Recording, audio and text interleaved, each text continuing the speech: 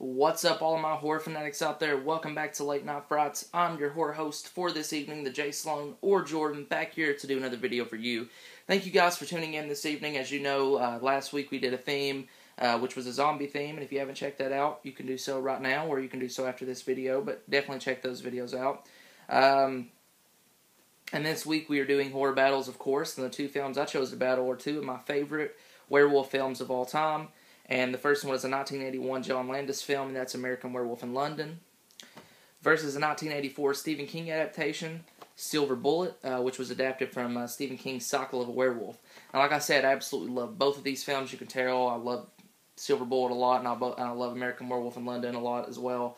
So it's going to be a hard battle, but I can't wait to dive into it. So you guys know how we do horror battles here, guys. I will be reviewing both of these films individually very briefly, and then I will dive into the battle and battle these two films to the death. So first we have the 1981 John Landis classic American Werewolf in London, which is basically about these two American tourists who are traveling through London. Traveling through London, and they stop at this kind of like a pub or a bar, whatever you want to call it. And right off the bat, they can tell they're not welcome there, and, you know, things kind of spiral out of control, so they leave the bar. But before they leave, they tell them that, you know, beware of the full moon and everything like that. So when they go out, they actually don't make it too far until a werewolf actually comes and kills one of them and injures another man. And the man who's injured slowly starts to turn into a werewolf throughout the film. And it's just a really cool, great acting. I love this. Some of the I don't know if you would call them dream sequences. Or, you know, actually the visions that he has, the man who turns into a werewolf later on down the line.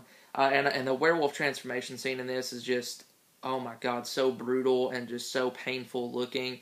You know, before this you had the Wolfman, which wasn't, you know, he kind of sat down in a chair and he just transformed in front of your eyes, you know, hair just grew on him. And this, it actually showed what it would be like to transform into a werewolf. You know, all the bones in your body breaks, and, you know, it shows all of his ribs breaking, and then his hands. I mean, it's just a very sick transformation, but definitely the best. I know the effects were done by Rick Baker, who did an amazing job with this, and I absolutely love this film. It's one that I've always loved, and I probably will always love. So, American Werewolf in London.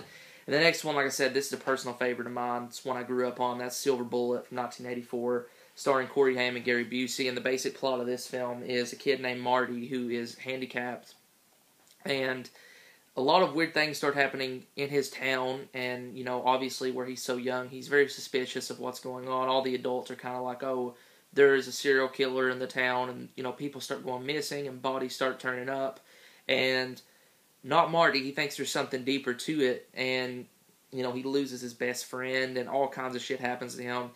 To blow off steam, he basically goes out late one night and has fireworks, wants to shoot him off, and then a werewolf comes out of nowhere and tries to kill him, attacks him, basically. And the basic plot of this film is him trying to convince, you know, it's like the little boy who cried wolf. It's like trying to convince his Uncle Red, which is played by Gary Busey, that there is a werewolf. And the only person who believes him is his older sister.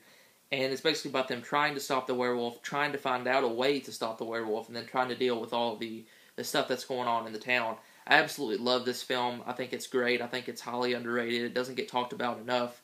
And, yeah, I just love Silver Bullet. So if you're wondering, this is actually a 3-pack of 3 Stephen King flicks, but Silver Bullet's right here, as you can see. So, guys, let's battle these two films to the death. So we have first round body count. Which one had a higher body count? Now, without a doubt, I would have to say Silver Bullet carried the torch with a higher body count. There was quite a few kills in this one, and some very creative kills from the werewolf, and I really enjoyed that. So, yeah, not sadly, Silver Bullet wins round 1. Round 2, story and originality. I'm going to have to give that to An American Werewolf in London. It was made first in 1981, 1984. Has a cool concept, a cool premise. Both of these films, you really can't say are too original because, you know, the Wolfman and, you know, a few werewolf things have been done before this. So, yeah, but still, that's 1-1. I'm going to give the second round to American Werewolf in London. So, round 3 is blood, guts, gore, and effects. Without a doubt, that goes to American Werewolf in London. The effects in this were just beautiful. So, you know, just nasty and painful looking. The transformation scene is the best I've ever seen. And yeah, there was some blood, guts, and gore in Silver Bullet, but not, the effects just weren't there like it was in American Werewolf in London.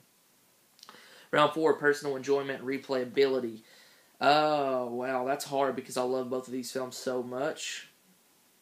I'm going to have to say, for me personally, I would probably, which one could I pop in right now and watch it? Both of them, but which one would I more likely do? And that will be Silver Bullet, just because I grew up on this one more than I did this one. And I've watched Silver Bullet, 100 times over, and I absolutely love it. So, yeah. So that is 2-2, I believe, yeah. And last round here, guys, this is the tiebreaker. This is the factor, the last thing in who wins this battle. And that is acting and directing. Action, or the acting and the direction of the film, which one was better in my opinion. Oh, wow. That's really hard. Just because I love both of these films so much.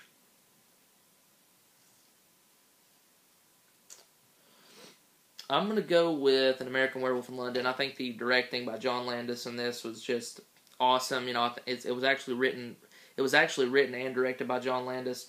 And I think it was just an awesome direction to go towards the film. The acting was awesome. I don't really think there was a bad thing about this film, at least to me. But that doesn't put Silver Bullet down anymore. I think Silver Bullet is a great film. It's a classic. It's one of my personal favorites. But I just think American Werewolf in London is more of a classic, if that makes sense, and more, has better acting and directing in it than Silver Bullet does. Although I love both films, when it comes down to it, I think American Werewolf in London is a better horror film. Or a better werewolf film, if you will. So yeah, guys, there's my horror battle over American Werewolf in London and Silver Bullet. Comment below, tell me what you think. Which one will win in your battle. And, yeah.